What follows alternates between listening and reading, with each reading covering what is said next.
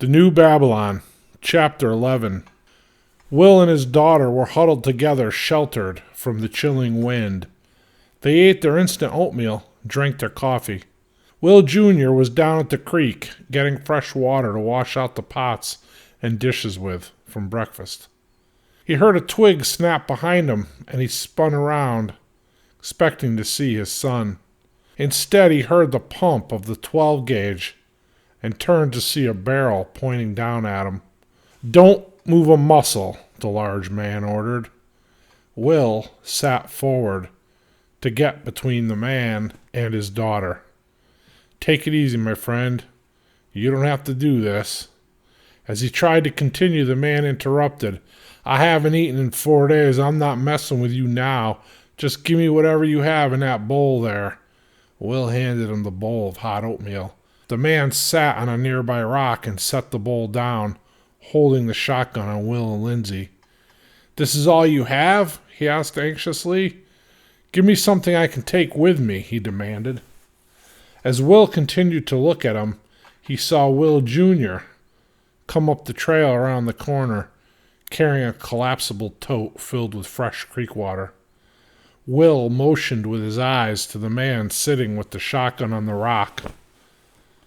Will Jr. stopped in his tracks and slowly hung the tote from a low-hanging branch on a tree beside him. He drew the .40 caliber semi-automatic Ruger handgun from his holster and racked the slide back, inserting around into the chamber.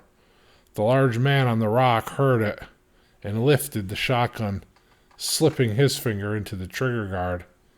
As he watched Will closely, he turned slightly and said to Will Jr., "I don't know who you are, but if you don't drop that gun, I'm going to start blowing people away here." Will Jr. pointed the handgun straight out, drawing a bead on the stranger.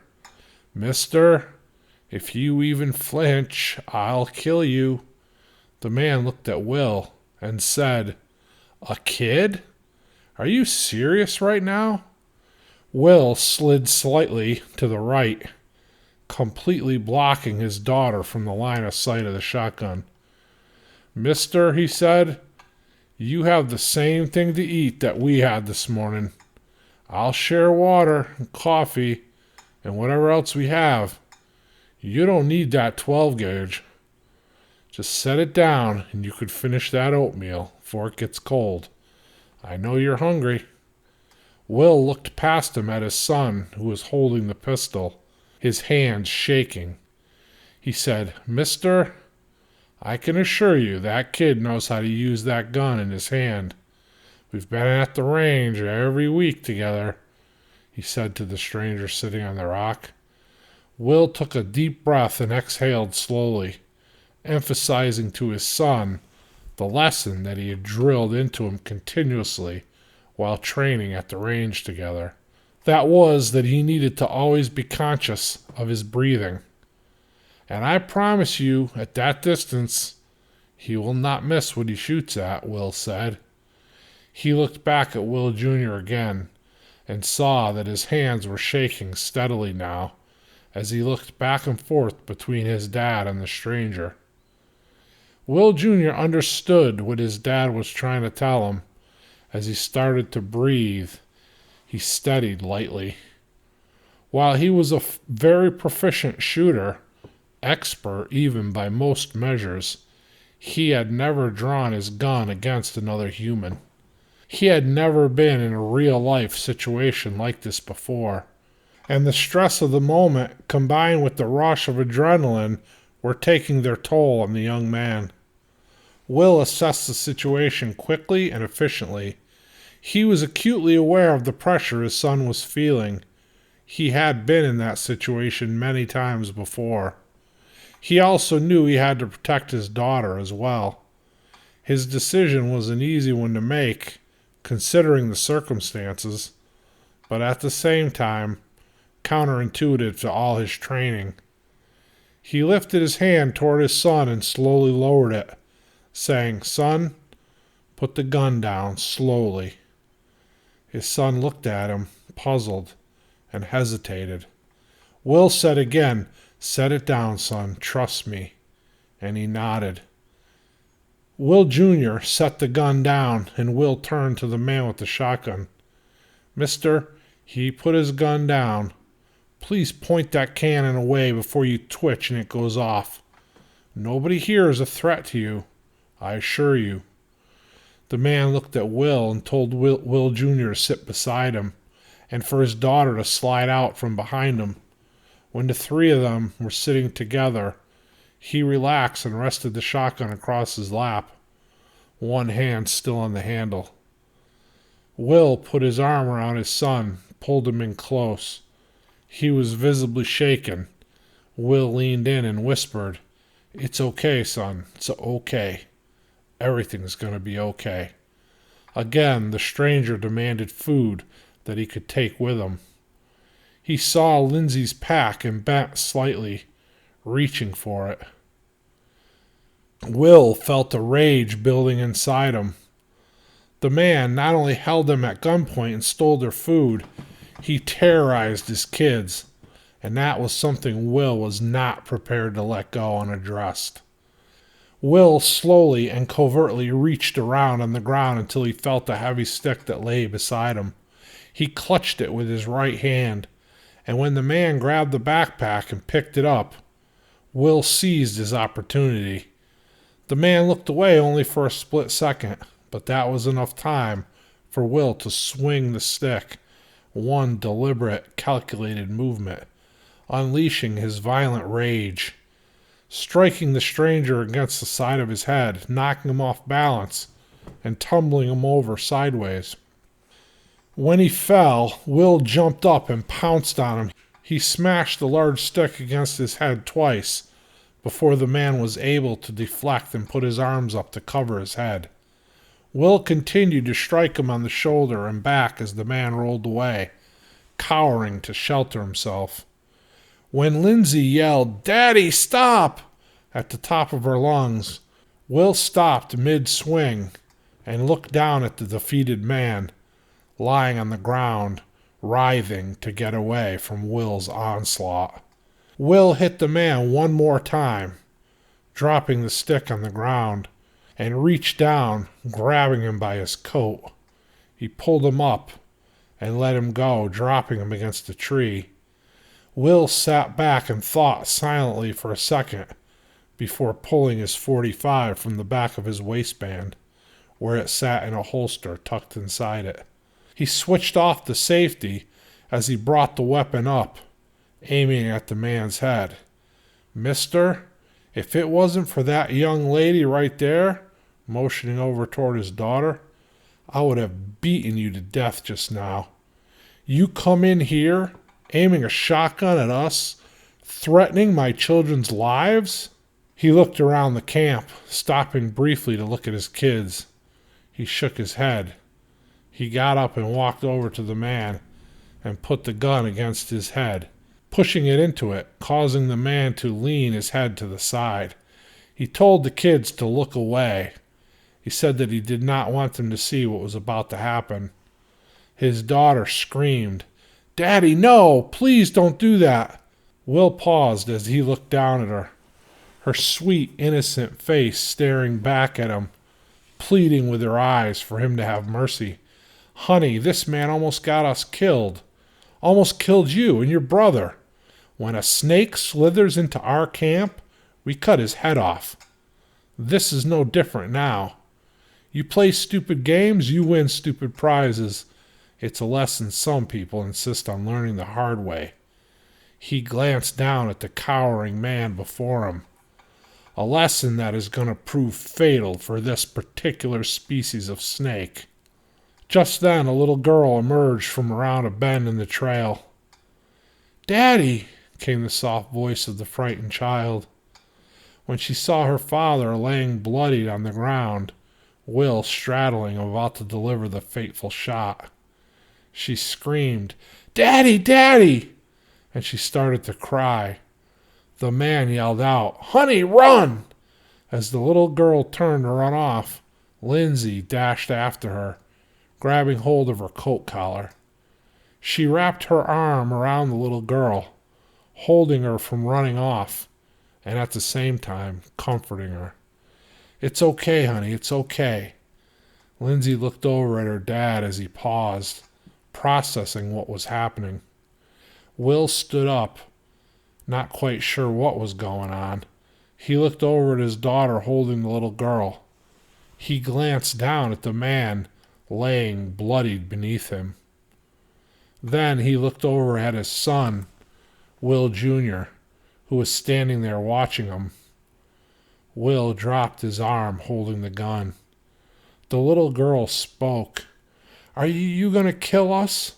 Are you the bad people my daddy told me to hide from?" Then she looked down at her father, who was starting to get up, dazed. "Daddy, I got scared after a while. I know you said to stay hidden in that shed, but it was scary." She started to cry. He grabbed the bowl of oatmeal off the rock and ran over to her side.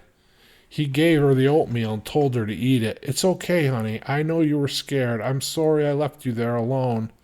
I told you I would come back when I found some food for you. Eat this, sweetheart. I'm so sorry, honey." He rubbed her back like he did when she was a little baby. He wrapped his arm around her to comfort her as she enthusiastically devoured the oatmeal. Lindsay walked over and gave her some water. She took the bowl, almost empty now, and poured some water in it from a pot simmering on a small alcohol stove. She reached into her backpack and pulled out an envelope of instant oatmeal and poured it into the bowl. "Stir it up good, honey, and taste it slowly to make sure it's not too hot." Will approached his daughter, put his hand on her shoulder. "Linz, we don't have enough food to share. We're on emergency rations ourselves, sweetie." Before he can continue, Lindsay spun around to face him. She looked him square in the eyes, almost angry. Then her expression softened slightly. She looked down and then back up at her dad. "Dad, these people are just hungry and scared. She's a little girl. I know we don't have a lot of food, but they have nothing. Judging by how she's devouring that oatmeal, she hasn't eaten in days." Will looked his daughter in the eyes, tears starting to well up in his own eyes. Lindsay put her hand on her dad's arm. "Dad, I can go the rest of the day without eating if that's what it takes to share with them." Will Jr. spoke up. "Me too, Dad. Let them have some food, please." Will looked over at his son, who was pleading with him with his eyes. Lindsay said, "Dad, I know we're running really low on food, but they are way worse off than we are. Not sharing isn't right. It isn't who we are. It isn't who you raised us to be, Daddy." They all stood silent for a moment as the girl continued to eat the oatmeal. Then Lindsay took out a foil envelope of peanut butter, which came from an MRE, and gave it to the girl. She opened it and squeezed its contents into the oatmeal. Will sat down on the rock next to where he nearly killed the stranger minutes before. He looked down and rubbed his head with both hands. He felt conflicted. He was proud of his daughter for wanting to do the right thing, the humanely decent thing. But he weighed that human decency, his humanity, and the humanity of his children against his responsibility to protect them and to see to their survival. Will was a good man and an even better father. He started prepping years ago out of a sense of urgency to make sure his kids were protected from what may come, to protect them from what society was evolving itself into. He was determined at all costs to protect them and to take whatever steps necessary to ensure their survival. He had no sympathy for people who did not prepare accordingly, for people who did not take that same responsibility as seriously as he had. In his mind, it was always very simple. In this potential situation, just pack up and walk away. Don't look back and don't concern ourselves with someone else's problems. Look out for us, and that's it.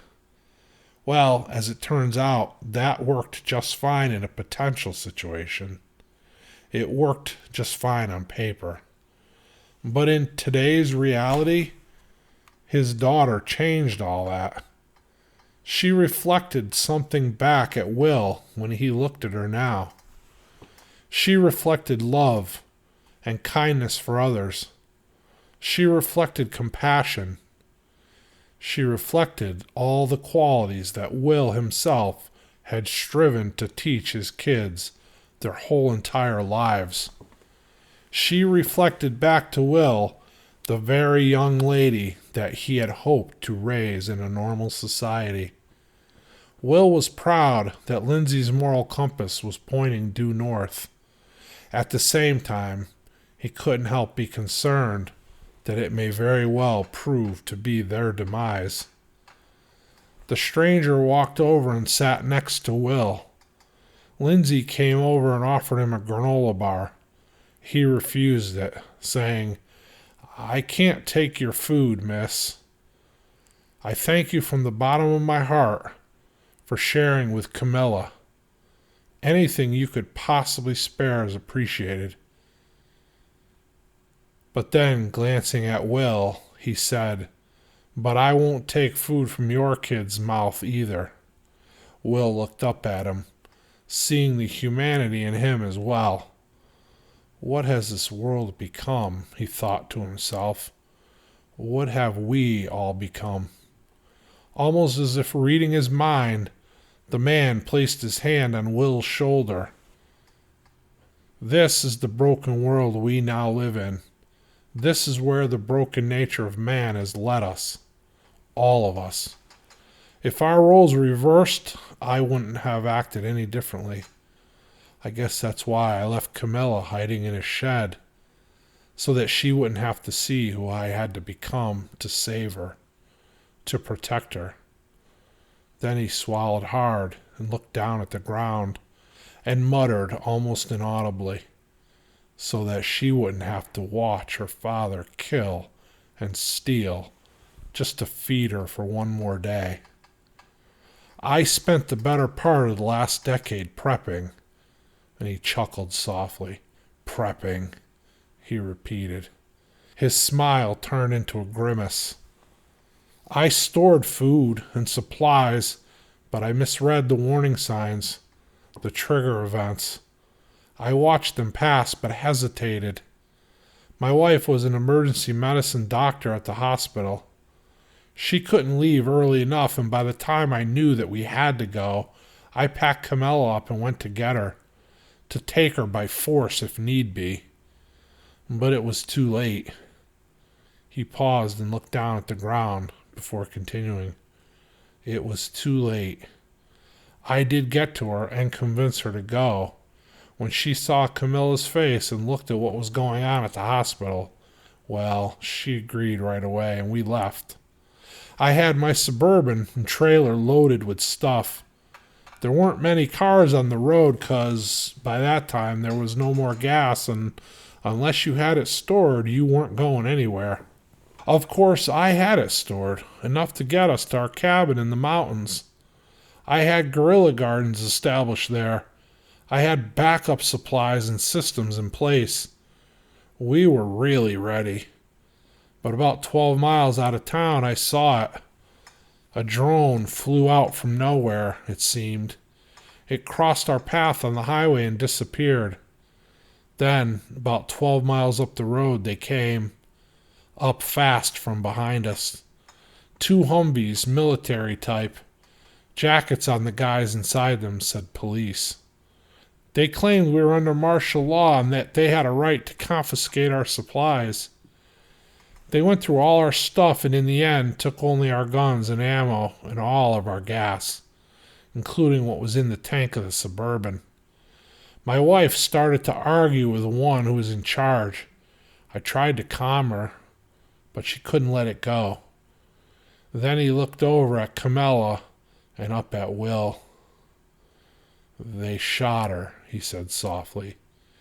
Then he pointed the gun at Camilla and just laughed as he looked at me. I'll never forget his face. Then he told me to take her and walk away, back the way we came. And if I said anything, he was going to shoot her too. He said he would let me live just to watch. They all laughed. I took Camilla's hand and scooped her up in my arms, ran as fast as I could, till they were off out of sight. Since then, it's just been the two of us, trying our best to survive. He looked around the camp. You know, you and I aren't so different from each other. I spent a lot of time, money, and effort prepping. And I'm guessing you did too. Will just looked up at him, saying nothing. Yeah, it's obvious, he said. The life straws, the 511 packs you all are rocking, the backpacker stove, the fact that you spent a lot of time teaching your young son to shoot at the range, and I guess just the general feeling I get from y'all. Anyway, it don't matter anymore. He paused. Yeah, we really ain't too different at all. 6 months ago, I would have never imagined being that guy. That guy that walks into someone else's camp and takes food at the end of a shotgun barrel. Then he looked over at his little girl and back at Will. Imagine what you might do after waking up day after day and seeing a hungry child. Your child. He dropped his head back down toward the ground. You know, this or that happens in a different order, on a different day, in a different place, and you could have been the one with the shotgun stealing food from us. I believe when this collapse kicked off, we were both pretty well prepared. But now, here we are. Both of us, nothing but refugees. Walking along, trying to make it to where we're going. Trying to survive best we can. Then he looked over at Lindsay. That's a heck of a young lady you raised there, pal. Maybe we all learned something from her here today. Will picked up his head. Yeah, maybe, he muttered, almost to himself. The stranger stood up. My cabin's about 35 miles north of here. With God's help, we should be there in a week or so. It's slow going with a little one. You folks are welcome to come with us. I can supply you all with food and stuff when we get there. It's the least I can do for her. He pointed over to Lindsay. No, Will said. We're headed south.